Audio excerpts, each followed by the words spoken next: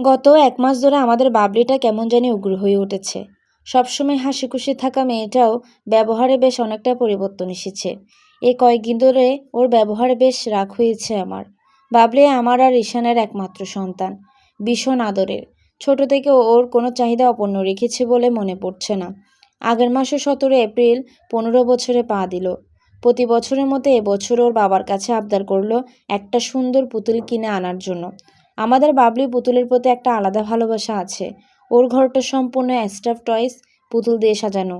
তারপরে মেয়ের পুতুলের প্রতি মোহ কাটে না। ওর বাবাও মেয়ের আবদার পূরণ করতে ব্যস্ত সর্বক্ষণ। কথা মতো বাবলির জন্মদিনে আগের রাতে অফিস ফেরার পথে একটা সুন্দর পুতুল কিনে এনে ঘুমন্ত বাবলির মাথার কাছে এনে রেখে দেয় ঈশান। পুতুলটা ছিল চেনামাটির তৈরি, বেশ সুন্দর, যেন জীবন্ত, অনেকটা আমাদের বাবলির মতোই দেখতে। বাবলির নিশ্চয়ই খুব পছন্দ হবে, এমন পুতুল ওর একটাও নেই।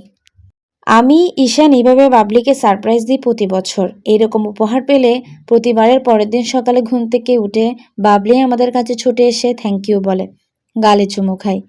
এবারও সে আশায় ছিলাম দুজনে, কিন্তু এবারে ব্যাপারটা ঠিক ভাবনার মতো হলো না। সেদিন ঘুম থেকে ওঠার পরে বাবলি একটু চুপচাপ ছিল।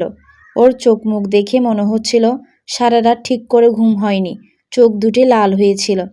সেদিন ওকে আমরা উইশ করার পরও কোনো প্রতিক্রিয়া না দিয়ে চলে গিয়েছিল নিজের ঘরে মুখ ফুলিয়ে। ওর ওই ব্যবহারটা একটু অবাক হয়েছিলাম আমরা দুজনেই। প্রতিবারে জন্মদিনে ঘুম থেকে উঠে নিজে বলতো, মা পাপা আমাকে উইশ করবে না, আজ যে আমার বার্থডে। আমরাও মজা করে ওর জন্মদিন ভুলে যাওয়ার অভিনয় করতাম। আর আজ, তবে সেটা সবেমাত্র শুরু ছিল ওর এমন আচরণ। সেদিন সন্ধ্যাবেলায় ঘর ভর্তি লোকের সামনে ওর বার্থডের কেকটা ছুঁড়ে মাটিতে ফেলে দিয়েছিল। নিজের সুন্দর ড্রেসটা, যেটা ওর জন্য আমি পছন্দ করে এনেছিলাম, সেটাও কাঁচি দিয়ে কেটে ফেলেছিল। ওর এমন আচরণে আমরা বকাবকি করলেও ও আমাদের চোখ রাঙিয়ে সেখান থেকে চলে যায়।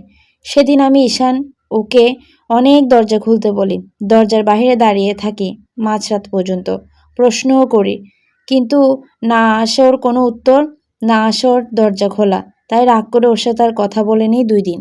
২ দিন পর বাবলি নিচ থেকে এসে আমাদের গলা জড়িয়ে সরি বলায় আমরা ওর করার প্রথম ভুলটা ক্ষমা করে দিই। আসলে বেশিক্ষণ রাগ করে থাকতে পারি না আমরা ওর উপর। কিন্তু তারপর থেকে বাবলির নতুন এক গল্প শুরু হলো। ঈশানের দেওয়া পুতুল নাকি ওর সাথে কথা বলে। ওই পুতুল নাকি ওর জায়গায় কেড়ে নিতে চায়। একটা চীনামাটির পুতুল কি করে এত কিছু করতে পারে? পরবর্তী পর্ব পেতে সবাই আমার পেজের সাথে থাকুন। ভালো লাগলে অবশ্যই লাইক, কমেন্ট, শেয়ার করবেন।